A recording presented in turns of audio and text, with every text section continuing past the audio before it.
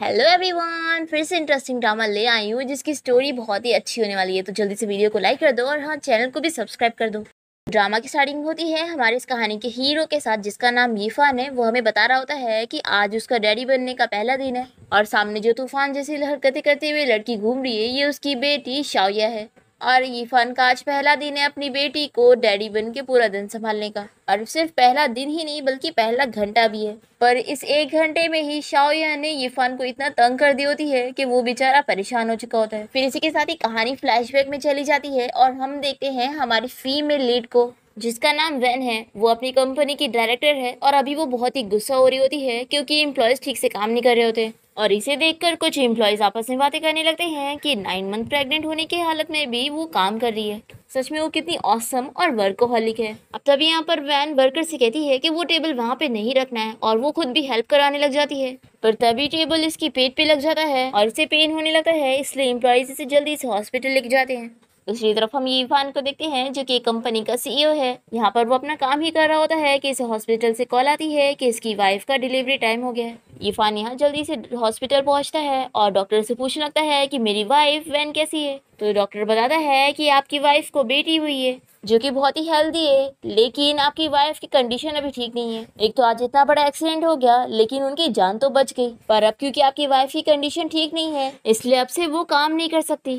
फिर इसी के साथ ही 5 साल बीत जाते हैं और हम देखते हैं कि ये फाना भी अपने ऑफिस जाने के लिए तैयार हो रहा होता है और वो वैन से कहता है कि मैंने तुम्हारे लिए गिफ्ट लाया था और वो इसे एक स्किन केयर प्रोडक्ट दे रहा होता है, जिसे देखकर वैन पूछती है कि आखिर इसकी क्या जरूरत थी।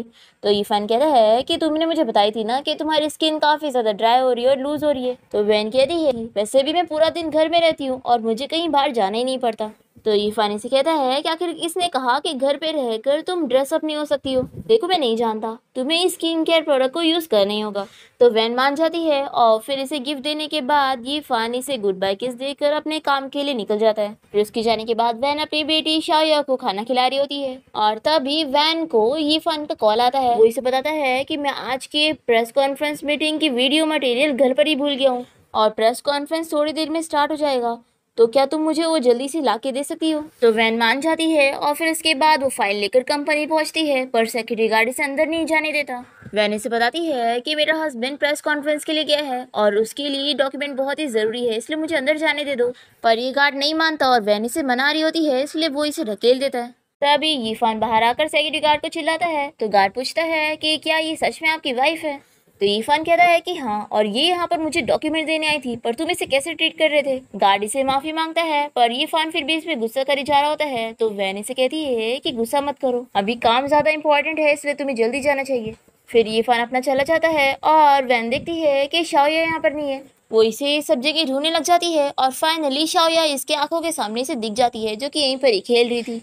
वैन उसकी तरफ आगे बढ़ती है पर तभी इसका पैर फिसल जाता है और ये यहीं पर ही गिर जाती है। तभी यहाँ पर इसे इसकी फ्रेंड जिया मिल जाती है, जो कि वैन को देखते के साथ ही पहचान लेती है। फिर ये दोनों ही एक रेस्टोरेंट जाकर साथ में बात करते हैं। वैन इसे कहती है कि हम दोनों को एक दूसरे से मिले हुए 2 से 3 साल हो चुके हैं। तो जिया कहती है कि हाँ, जब से तुमने जॉब छोड़ दी तब से हम मिले ही नहीं और उस टाइम पर तो तुम मेरी लीडर थी और मैंने तुमसे बहुत कुछ सीखी हूँ। तो वैन कहती है कि फिर तो अब तो तुम्हारा प्रमोशन हो चुका होगा ना।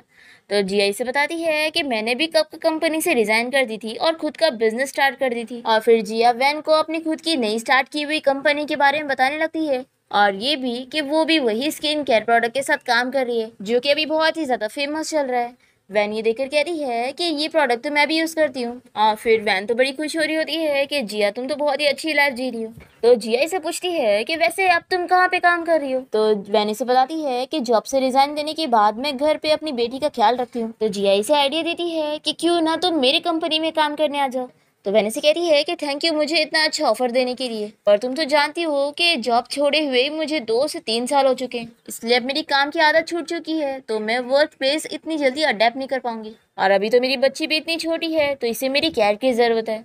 फिर रात में हम देखते हैं कि यीफान घर पहुंचता है। यहाँ पर वैन तो टेबल क्लीन कर रही होती है और यीफान इसे बता रहा होता है कि आज मेरी स्पीच बहुत ही ज्यादा अच्छी गई और गेस्ट तो इतने खुश हो गए कि वो तुरंत ही मेरी कंपनी के साथ कॉन्ट्रैक्ट करने के लिए मान गए। इसकी बातें सुनते हुए वैन को अपने पुराने दिन याद आ रहे होते हैं कि कैसे वो भी अपनी कंपनी में कितने अच्छे से काम करती थी और इजीली लोगों के साथ कॉन्ट्रैक्ट साइन करवा लेती थी, और आज उसके क्या दिन आ गए हैं कि वो घर पे बैठ के क्लीनिंग कर रही है। अब तभी यहाँ पर वैन के मोबाइल में से मैसेज की आवाज़ आती है। तो वैन यीफान से कहती है कि तुम मेरा मोबाइल चेक करो कि किसका मैसेज आया। फिर यीफान देखता है कि वैन को उसकी फ्रेंड जिया ने मैसेज करी होती है और वो वैन से कह रही होती है कि तुम जैसी टैलेंटेड लड़की अगर घर बैठ के अपना टैलेंट वेस्ट करोगी तो अच्छा नहीं होगा, इसलिए क्यों ना तुम मेरे ऑफर को दोबारा सोच के देखो और मेरी कंपनी में काम करने आ जाओ।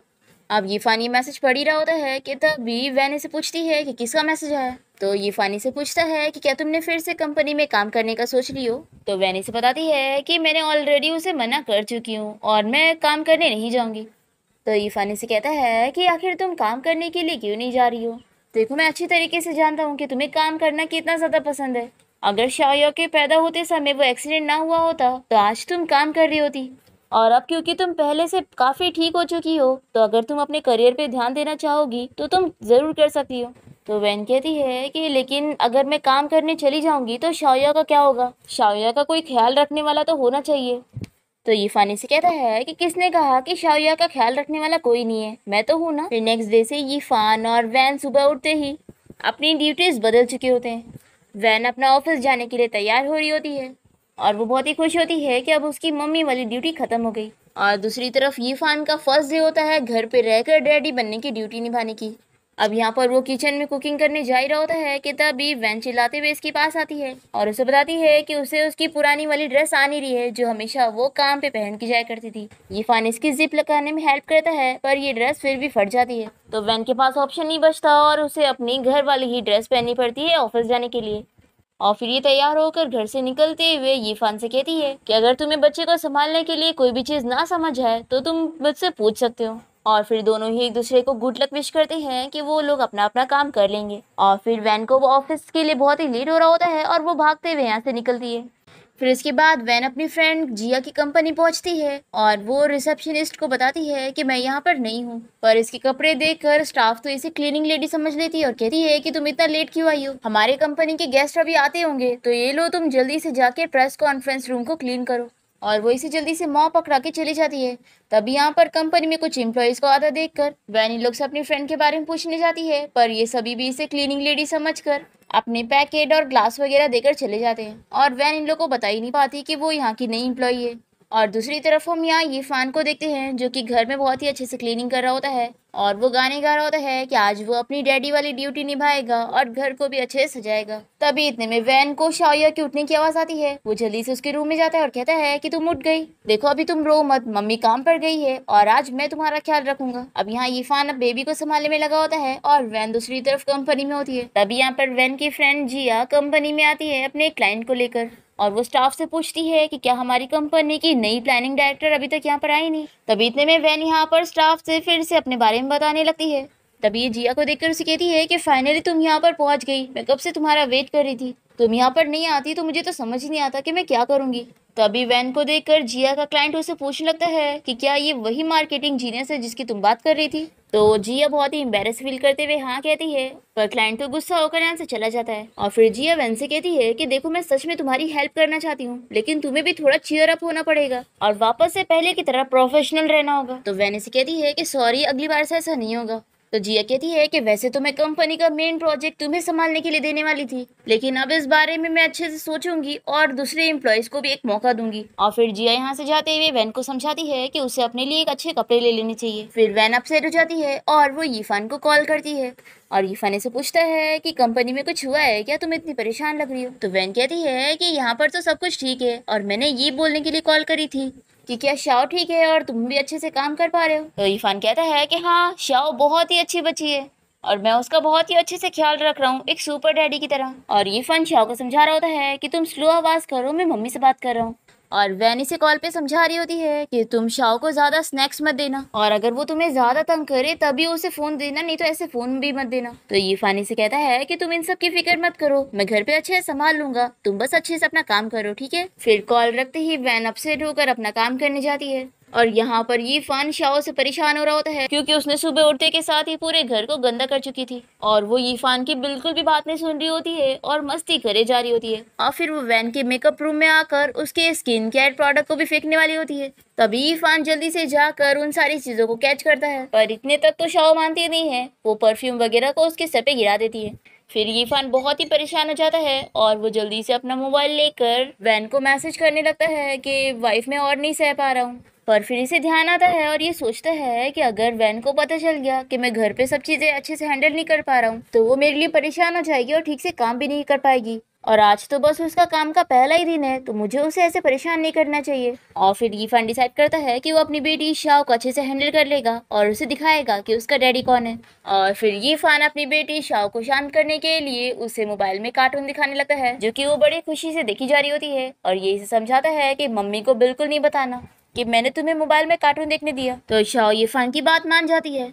दूसरी तरफ वैन यहाँ मीटिंग में होती है और सभी एम्प्लॉयज यहाँ प्रोजेक्ट के बारे में डिस्कस कर रहे होते हैं, पर वैन को कुछ समझ नहीं आ रहा होता क्योंकि उसने इतने सालों तक काम छोड़ी हुई थी तो ये काफी चीजें भूल चुकी थी। जिया सभी एम्प्लॉय से कहती है कि अभी यहाँ पर वैन नई नई आई है ना तो धीरे धीरे वो सीख लेगी। तो एक एम्प्लॉय कहता है कि बॉस आप ही कह रही थी कि मिस वैन अपनी पिछली कंपनी में मार्केटिंग जीनियस थी पर अभी से कुछ याद ही नहीं है, तो आखिर इतने इम्पोर्टेंट प्रोजेक्ट में हम इसे कैसे ले सकते हैं। ये प्रोजेक्ट हमारे लिए कितना ज्यादा इम्पोर्टेंट है और हमारे पास टाइम भी बहुत ही कम है, इसलिए मुझे तो लगता है कि हमें इस प्रोजेक्ट में इसे इन्वॉल्व ही नहीं करना चाहिए।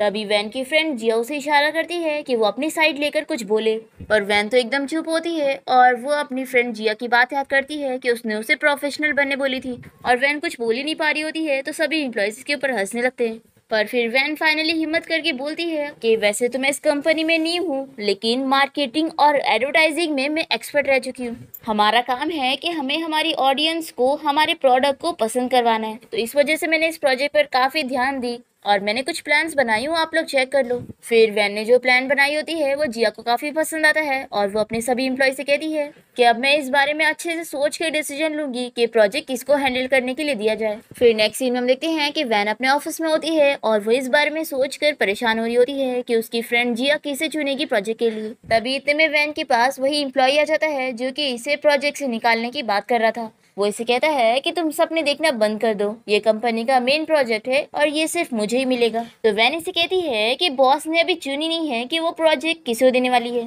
तो बॉस के डिसीजन बताने से पहले तुम ये कैसे कह सकते हो कि ये प्रोजेक्ट तुम्हें मिलेगा। तो ये कहता है कि देखो तुम्हारी कितनी एज हो चुकी है और तुम्हारे स्किन को ही देख के लग रहा है कि तुम इतनी ओल्ड हो, तो तुम ही सोचो कि एक स्किन केयर प्रोडक्ट का प्रोजेक्ट तुम्हें कैसे मिल सकता है। तुम्हारे लिए तो ये अच्छा होगा कि तुम घर जाकर अपने बच्चे को संभालो। तो वैनी से कहती है कि लगता है तुम्हारी मम्मी ने तुम्हें पाली नहीं थी इसलिए तुम इतने अनएजुकेटेड हो। तभी इतने में यहाँ पर जिया आ जाती है और वो कहती है कि मैंने तुम दोनों के प्रोजेक्ट प्रपोजल को अच्छे से चेक करी और मुझे लगता है कि वैन का प्रपोजल सबसे ज्यादा अच्छा था और तुम्हारा भी ठीक था पर वैन के मुकाबले में नहीं, इसलिए मैंने डिसाइड करी हूँ कि ये प्रोजेक्ट वैन हैंडल करेगी।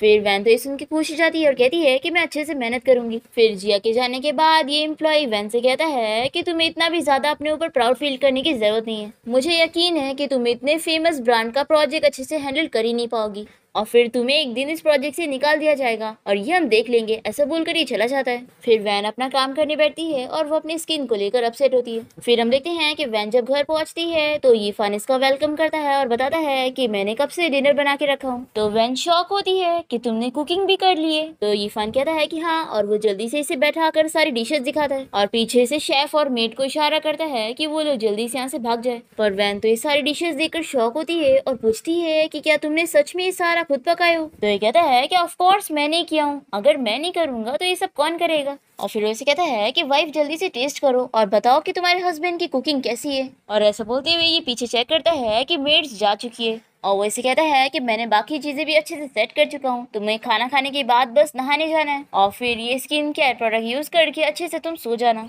तो वैनिसी कहती है कि मुझे तो लगा था कि आज तुम्हारा जब डैडी बनने का पहला दिन है तो तुम अच्छे से नहीं कर पाओगे, पर मैं तो क्या देख रही हूँ कि तुमने तो सारा काम अच्छे से संभाल लिए। तो ये कहता है कि ऑफ कोर्स ये सब मेरे लिए बहुत ही इजी था।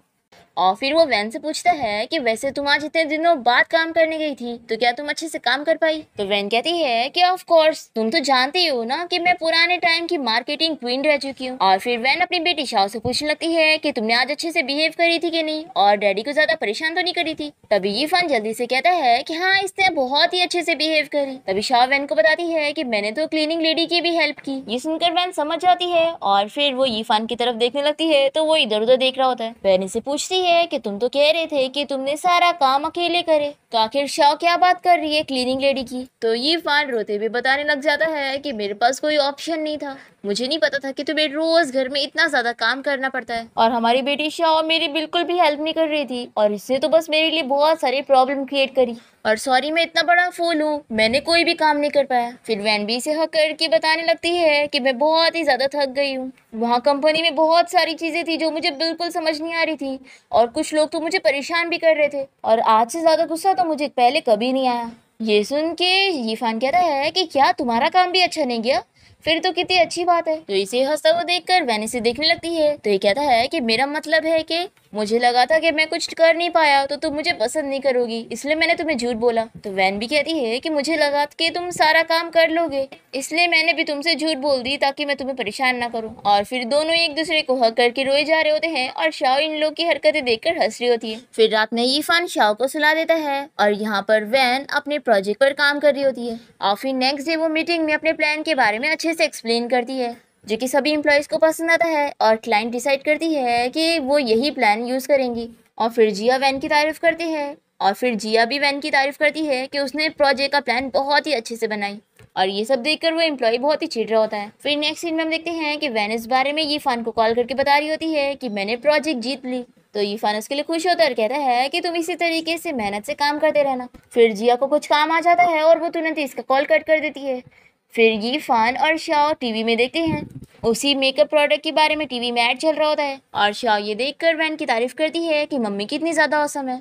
तो यीफान से कहता है कि अब मम्मी इतना अच्छे से औसम वाला काम कर रही है तो हमें भी औसम बनना होगा ना। और फिर ये शाओ को लेकर बाहर खेलने के लिए आया होता है पर ये तो यहाँ पे रोने लग जाती है और यीफान से संभाल ही नहीं पा रहा होता है और कहता है कि लगता है तुम अपनी मम्मी को बहुत ही मिस कर रही हो। तभी यहाँ पर पास के अंकल आंटी शाओ और यीफान से बात करने लगते हैं और शाओ से पूछते हैं कि तुम्हारी मम्मी कहाँ है। तो यीफान इन लोग को बताता है कि मेरी वाइफ काम पे गई है। तो ये अंकल शॉक होकर कहते हैं कि क्या तुम्हारी वाइफ काम पर गई है और तुम उसकी जगह यहाँ पर घर पे रहकर बच्चे संभाल रहे हो? तो यीफान कहता है कि मैं बच्चे संभाल रहा हूँ तो इसमें क्या गलत है। तो ये दोनों अंकल आंटी कहते हैं कि तुम इतने बड़े मैन हो गए हो और बच्चे संभालने का काम कर रहे हो और वो भी तुमसे हो नहीं रहा है, तुम तो बच्चे को रुला रहे हो। तुम्हें तो बाहर जाकर पैसे कमाने का काम करना चाहिए था। तुम कैसे हस्बैंड हो जो अपनी वाइफ को बाहर काम करने के लिए भेज रहे हो? और ये दोनों इसके ऊपर हंसे जा रहे होते हैं। तो शाह को बिल्कुल पसंद नहीं आता और वो चिल्लाने लगती है। तो ये दोनों अंकल आंटी कहते हैं कि कितनी बदतमीज बच्ची है, तुम इसको बिल्कुल भी अच्छे से एजुकेट नहीं कर पा रहे हो और ये सब बदतमीजी सिखा रहे हो। तो यीफान जल्दी से शाह को उठा लेता है और इन लोगों से कहता है कि मैंने अपनी बेटी को कुछ बुरी चीजें नहीं सिखाया हूँ, लेकिन हाँ आप लोगों को सीखने की ज्यादा जरूरत है कि इस नई दुनिया में कैसे जिया जाता है। आज के जमाने में आदमी और औरत इक्वल होते हैं और एक आदमी भी घर पे रहकर बच्चों को संभाल सकता है और एक औरत बाहर जाकर अपना करियर संभाल सकती है। ये सब बोलते हुए यीफान शाओ को लेकर पार्क में आ जाता है और वो शाओ से कहता है कि तुम ध्यान से खेलना, इधर उधर गिरना मत। तभी शाओ झूला झूलते हुए एक बच्ची को रुला देती है और यीफान जल्दी से उस बच्ची के पास जाता है जो कि रोने लगती है और उसका डैडी यहाँ पर आकर पूछता है कि मेरी बच्ची को किसने परेशान किया। और फिर ये यीफान से कहता है कि आखिर तुमने मेरी बेटी को रुलाया कैसे। तो यीफान इसे कहने लगता है कि देखो तुम्हें गलत फहमी हुई है, मैंने कुछ नहीं किया। पर ये आदमी को इस पर बिलीव नहीं होता और ये यीफान को पंच मारने जा रहा होता है, पर तभी इसकी बेटी रोने लगती है। तो ये उसे संभालता है और कहता है कि लाओ मैं तुम्हें मेडिसिन लगा देता हूँ। तभी यीफान से पूछता है कि क्या तुम भी बेबी डैडी हो। तो ये से पूछता है कि क्या तुम्हें से कोई प्रॉब्लम है। तो यीफान कहता है कि बिल्कुल भी नहीं, क्योंकि मैं भी डैडी हूँ। फिर दोनों ही बच्चों को खेलता हुआ छोड़कर दोनों डैडी यहाँ पर उन लोग के ऊपर नजर रख रहे होते हैं और फिर दोनों ही एक दूसरे को अपने बारे में बताते हुए अच्छे फ्रेंड बन जाते हैं। यीफान इससे पूछता है कि तुम्हारी बॉडी तो एकदम फिट दिख रही है, आखिर तुम डैडी कैसे बन गए।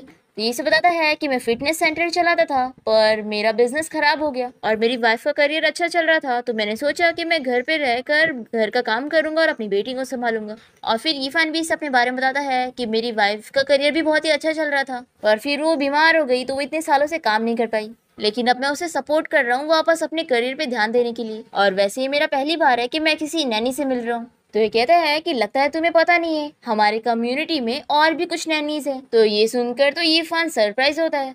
तो ये कहता है कि रुको मैं उन सभी को तुमसे मिलवाता हूँ। और फिर ये अपने सारे फ्रेंड को कॉल करके कहता है कि यहाँ पर आओ, मैं तुम लोगों के नए फ्रेंड से मिलवाता हूँ। और फिर बारी बारी सभी डैडी अपने बेबीज को लेकर यहाँ पर आ जाते हैं और ये बंदा यीफान को इन सभी के बारे में बताता है। यहाँ पर इन सभी का अलग अलग प्रोफेशन होता है पर सभी लोग अपनी वाइफ के लिए अपना काम छोड़कर घर पे बेबी की केयर कर रहे होते हैं। और इनमें से एक बंदा तो यीफान की तरह एक कंपनी का सीईओ होता है और यीफान इन सभी का ही बहुत ही अच्छा फ्रेंड बन जाता है और ये लोग डिसाइड करते हैं कि ये लोग अपने ग्रुप में इसे भी ले लेंगे। और फिर यहाँ दूसरी तरफ वैन को देखते हैं जो कि अपनी कंपनी की तरफ से एक क्लाइंट से मिलने गई होती है और वो इसे अपनी कंपनी के स्किन केयर प्रोडक्ट के बारे में अच्छे से एक्सप्लेन कर रही होती है। तभी क्लाइंट वैन की तारीफ करने लगता है कि मिस आप 30 साल की हैं लेकिन आपकी स्किन तो बहुत ही अच्छी है, और वैसे मेरी वाइफ आपसे यंग है लेकिन वो आपके जितनी ज़्यादा अच्छी नहीं। तो वैन इसे प्रोडक्ट दिखाने लगती है और कहती है कि आप भी अपनी वाइफ को ये यूज़ करने के लिए दे दो। पर ये क्लाइंट तो इन सारे मेकअप प्रोडक्ट पे ध्यान देने के बजाय वैन पे ध्यान दे रहा होता है और इसे टच करने लगता है, तो वैन इसे दूर करती है।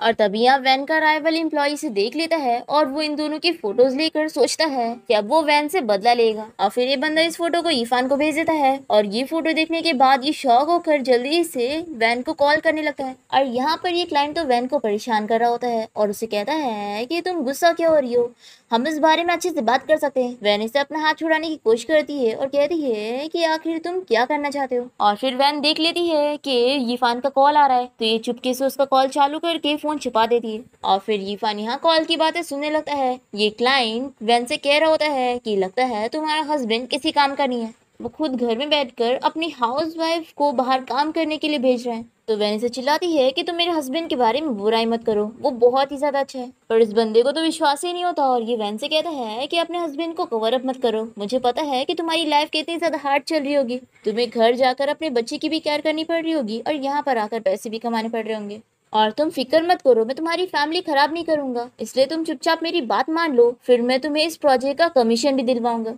फिर यहाँ कॉल पर सारी बातें सुनते हुए यीफान समझ जाता है कि लगता है वाइफ ने जानबूझ के मेरा कॉल उठाई है ताकि मैं उसकी हेल्प करने जाऊँ, यानी मुझे जल्दी यहाँ से निकलना होगा। लेकिन मैं क्या करूँ, मैं शाओ को ऐसे घर पे अकेला छोड़कर भी नहीं जा सकता। फिर ये सोचने पड़ जाता है कि मुझे क्या करना चाहिए, और फिर से याद आता है और ये जल्दी से अपने सारे फ्रेंड्स लोग को मैसेज करके बुलाता है कि डैडीज मुझे आपकी हेल्प की जरूरत है। फिर ये सारे तुरंत इसकी हेल्प करने के लिए निकल जाते हैं और ये लोग उस होटल पहुंचते हैं जहाँ पर वैन क्लाइंट से मिलने आई हुई थी।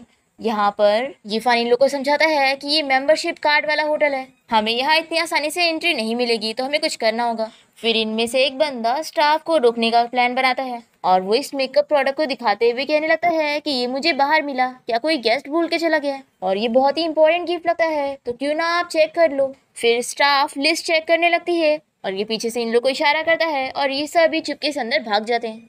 और फिर लोग वो रूम को तोड़ते हुए अंदर घुस जाते हैं और यीफान का जो कोच वाला फ्रेंड होता है वो जल्दी से जाकर इस क्लाइंट को पकड़ लेता है और कहता है कि अच्छा तो तुम मेरी ब्रदर की वाइफ को परेशान करोगे।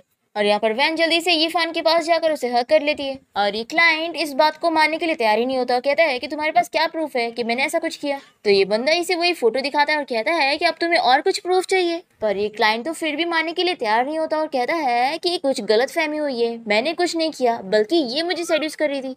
आप लोग ही सोचो कि आप लोग के आते ही आप लोग के पास कैसे भाग कर चलेगी। तो वैन इसे कहती है कि हाँ तुमने सही सोचा, मैं एक्टिंग कर रही थी। और फिर वो इसकी रिकॉर्डिंग सुनाती है और कहती है कि मैंने तुम जैसे बहुत से लोगों को देख चुकी हूँ। और फिर यहाँ पर यीफान के दोनों फ्रेंड इस क्लाइंट से कहते हैं कि तुम्हें क्या लगता है तुमने जो हरकत कर रहे हो ना, इसके लिए तुम्हें कितने सालों की जेल हो जाएगी। फिर ये क्लाइंट तो शॉक रह जाता है कि अब वो गया। और यहाँ पर यीफान वैन से बताता है कि मैंने तुम्हें कहा था ना कि मुझे और भी फ्रेंड्स मिल गए हैं, तो यही वो सारे मेरे डैडी ग्रुप के फ्रेंड है।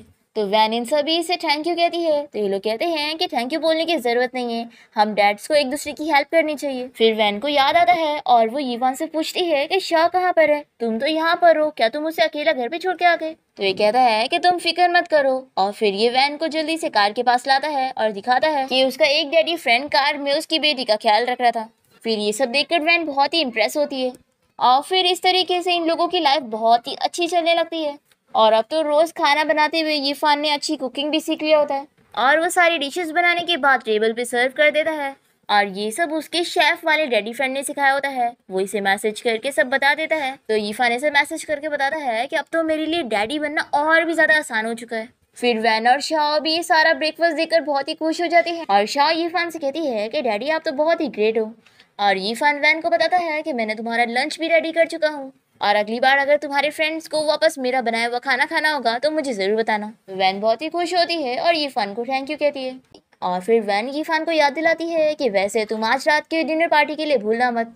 ये पूछता है कि वहाँ पे कौन कौन रहने वाले हैं, तो ये बताती है कि मेरी फ्रेंड और मेरे सारे कलीग्स, और तुम्हें बस इतना करना है कि बहुत ही अच्छे से ड्रेसअप होके आना है और बहुत ही हैंडसम लगना है। और फिर नेक्स्ट सीन में हम देखते हैं कि यीफान वैन के सारे कलीग के साथ डिनर पार्टी के लिए गया होता है और तभी डिनर के बीच में वैन की फ्रेंड जिया उसे बाहर बात करने के लिए लेके जाती है। और यहाँ पर बस यीफान के साथ वैन की कुछ फीमेल कलीग्स बचती है जो कि यीफान से उसकी तारीफ करने लगते हैं कि आप कितने अच्छे हो कि आपने अपनी वाइफ के करियर के लिए घर में बैठकर बेबी संभालने का काम चुन लिया। और यहाँ हमारे घर वाला तो एक कटोरा भी नहीं धुलता है, तो बेबी संभालना तो बहुत दूर की बात है। तभी एक फीमेल कलीग कहती है कि मेरे हस्बैंड को तो जब से प्रमोशन मिल गया है वो कभी मुझ पे ध्यान ही नहीं देता। तो दूसरी कहती है कि हाँ, सारे मैन ऐसे ही होते हैं, जब उन्हें सक्सेस मिल जाती है ना तो उन्हें उनकी वाइफ बस एक हेल्पर लगती है और कुछ भी नहीं। और यीफान इन लोग की बातें सुनते हुए सोचता है कि कहीं मेरी भी हालत इन लोगों की तरह तो नहीं हो जाएगी एक दिन। और ये लोग ये भी बातें कर रहे होते हैं कि जब भी अपने हस्बैंड से गुस्सा हो जाया करती है तो हस्बैंड इन लोगों को गिफ्ट लाया करता है इन लोग का मुंह बंद करने के लिए। ये सुनकर यीफान याद करने लगता है और वो फ्लैशबैक में चला जाता है और हम देखते हैं कि वैन रात में काफी लेट घर आई होती है, इसलिए यीफान इससे गुस्सा होता है और वो कहता है कि अब तो शाओ भी सो चुकी है, आखिर तुम इतना लेट कैसे हो गई। तो वैन से कहती है कि सॉरी, आज मैं काम में काफी ज्यादा बिजी हो गई थी, पर मैंने तुम्हारे लिए गिफ्ट लेकर आई हूँ। और वो इसे वॉच गिफ्ट करती है जिसे देखने के बाद यीफान खुश हो जाता है और कहता है कि लेकिन ये तो बहुत ही एक्सपेंसिव होगा ना। तो कहती है कि मेरे हस्बैंड के लिए क्या मैं इतना एक्सपेंसिव भी नहीं खरीद सकती। और फिर ये सारी चीजें याद करने के बाद ये सोचता है कि सेम इन्हीं लोग की तरह ही इसका मुंह बंद करने के लिए वो इसे गिफ्ट दिया कर रही थी। फिर नेक्स्ट डे वैन ऑफिस जाने के लिए जल्दी से तैयार होकर निकल रही होती है। तो ये फानी से कहता है कि कल रात भी तुम काफी लेट घर आई थी और इतनी जल्दी क्यों जा रही हो। तो वैन बताती है कि अभी हमारी कंपनी का बहुत ही इंपॉर्टेंट प्रोजेक्ट चल रहा है जिसके लिए मुझे जल्दी जाना ही पड़ेगा। तो ये कहता है कि कम से कम ब्रेकफास्ट तो करके ही जाना, पर ये नहीं मानती है, कहती है कि मेरे पास इतना सा भी टाइम नहीं है और वो जल्दी से निकल जाती है। फिर ये फान उन्हीं लड़कियों की बात याद करता है। वो लोग कह रही थी कि बस उनका हस्बैंड को एक बार सक्सेस मिल जाती है तो वो अपनी वाइफ को बस एक हेल्पर समझते हैं। अब ये सारी चीजें सोचने के बाद यीफान खुद को समझाता है कि नहीं, मेरी वैन ऐसे बिल्कुल नहीं बन सकती है। दूसरी तरफ हम यहाँ कंपनी में वैन को देखते हैं जो कि अपने नेक्स्ट प्रोजेक्ट पर काम कर रही होती है। तभी यहाँ पर वही एम्प्लॉय आकर इसे कहने लगता है कि तुम्हारा प्लान कितना बकवास है और तुम्हें क्या लगता है कि इस बार का भी प्रोजेक्ट तुम्हें मिलेगा, बिल्कुल भी नहीं। तभी यहाँ पर जी आ जाती है और वो इस एम्प्लॉय की बातें सुनकर इस पर गुस्सा होती है और वो वैन से कहती है कि तुम मेरे साथ मैनेजर के साथ डिनर पे चलो। फिर इस बारे में जब वैन यीफान को कॉल करके बताती है कि वो डिनर पे नहीं आएगी तो वो गुस्सा हो रहा होता है और कहता है कि तुम अब तक कितनी बार डिनर मिस कर चुकी हो, क्या तुम्हें पता है कि शाओ तुम्हें रोज ही मिस करती है। वैन कहती है कि मैं जानबूझ के ऐसा नहीं करना चाह रही थी, लेकिन मैं प्रॉमिस करती हूँ कि मैं अगली बार डिनर नहीं मिस करूंगी। तो यीफान से चिल्लाता है कि तुम बस प्रॉमिस करती हो और प्रॉमिस को पूरा नहीं करती हो। तो वैन कहती है कि तुम्हें मेरे बारे में थोड़ा सोचना चाहिए ना, मैं ये सब काम की वजह से कर रही हूँ और कुछ भी नहीं। ऐसा बोलकर वो कॉल कट कर देती है और यहाँ पर शाओ वैन के लिए रोते हुए यीफान से कह रही होती है कि डैड, मैं मम्मी को बहुत ही मिस कर रही हूँ। फिर यहाँ हम देखते हैं कि जिया उस दूसरी कंपनी के मैनेजर को लेके आती है जिसे देखते के साथ ही वैन इसे पहचान लेती है क्योंकि ये इसकी पिछली कंपनी का भी क्लाइंट था। यहाँ पर ये सभी साथ में डिनर पे जाते हैं और वैन को ज्यादा ही ड्रिंक कर लेती है, पर जिया को कुछ काम पड़ जाता है तो उसे तुरंत यहाँ से निकलना पड़ता है। और मैनेजर जिया से कहता है कि तुम फिक्र मत करो, मैं वैन का घर जानता हूँ, मैं उसे छोड़ दूंगा। और यहाँ घर पे ये फान वैन को बहुत ही मिस कर रहा होता है और वो सोचता है कि लेकिन उसी ने तो सोचा था ना उसके करियर को सपोर्ट करने का, तो उसे आखिरी तक उसे सपोर्ट करना चाहिए। और फिर ये फान घर से बाहर जाकर वैन के घर आने का वेट कर रहा होता है और तभी ये देखता है कि सामने एक कार आई है। मैनेजर यहाँ वैन को छोड़ने आया होता है और वो इसे ड्रंक देखकर अपनी फीलिंग्स के बारे में इसे बताने लगता है। और यहाँ पर वैन तो ड्रंक हालत में भी यीफान के बारे में ही बात कर रही होती है और कहती है कि हस्बैंड मुझसे गुस्सा मत हो। तभी यहाँ पर यीफान जल्दी से कार का डोर खोल के वैन को कार से निकाल लेता है और ये मैनेजर इसे कहता है कि तुम जरूर वैन के हस्बैंड होंगे ना। एक्चुअली में आज वैन ने कुछ ज्यादा ही ड्रिंक कर ली। यीफान से बहुत ही जेलस होता है और कहता है कि अब तुमने मेरी वाइफ को छोड़ दिए ना तो तुम जा सकते हो। और वो जल्दी से वैन को उठा के घर लेके जाता है। फिर नेक्स्ट मॉर्निंग जब वैन की नींद खुलती है तो इसे यीफान का मैसेज आता है। वो इसे कहता है कि मैं शाओ को लेकर अपनी मॉम के घर गया हूँ। फिर वैन ये मैसेज देखने के बाद परेशान हो रही होती है और वो यीफान को कॉल करने लगती है पर वो इसका कॉल नहीं उठाता और फिर ये यीफान से मिलने के लिए निकल रही होती है, पर तभी इसे जिया की कॉल आ जाती है जो कि इसे तुरंत ही कंपनी में आने का कहती है। दूसरी तरफ यीफान अपनी मॉम के घर पे होता है और यहाँ पर इसे वैन का मैसेज आता है। वो इसे कहती है कि हम दोनों को साथ में बैठकर बात करने की जरूरत है। यीफान इन सब चीजों के बारे में अपनी मॉम को बताता है और कहता है कि मुझे यकीन नहीं था कि वो ऐसी बन जाएगी। तो इसकी मॉम इसे याद दिलाती है कि पहले तुम भी तो ऐसे ही थे ना, जब तुम्हें भी कंपनी में बहुत ज्यादा काम पड़ रहा था तो तुम शाओ और वैन की बिल्कुल फिक्र नहीं कर रहे थे और कंपनी में रहकर ओवर टाइम वर्क कर रहे थे। तो आज वही वो भी सेम कर रही है तो तुम्हें बहुत ही फर्क पड़ रहा है। फिर यीफान को अपनी मॉम की बातें सुनने के बाद समझ आता है कि वो गलत था। दूसरी तरफ कंपनी में मैनेजर फिर से ही वैन से मिलने आया होता है और वो उसे बताता है कि कल उसी ने उसको घर छोड़ा था। ये जाने के बाद वैन समझ जाती है कि यीफान इसे क्यों गुस्सा है। फिर वैन जल्दी से कंपनी से निकलकर घर पहुंचती है और देखती है कि यीफान ने तो इसके लिए कैंडल लाइट डिनर प्रिपेयर करके रखा होता है। वो इसे कहता है कि तुम थक गई होगी ना, तो जल्दी से बैठ जाओ, हम लोग डिनर करते हैं और फिर उसके बाद तुम जल्दी से सो जाना। पर वैन तो रोने लग जाती है और ये फन को हक करके उसे सॉरी कहती है। तो वो कहता है कि मैं जानता हूँ। फिर वैन पूछती है कि शाओ कहाँ पर है। तो ये कहता है कि शाओ कुछ दिनों के लिए मेरी मॉम के साथ रहेगी, ताकि हम दोनों साथ में अकेले यहाँ अच्छा टाइम स्पेंड कर सके। तो वैन खुश होकर वापस से इसे हक कर लेती है और इसी के साथ इस ड्रामा की हैप्पी एंडिंग यहाँ पर हो जाती है।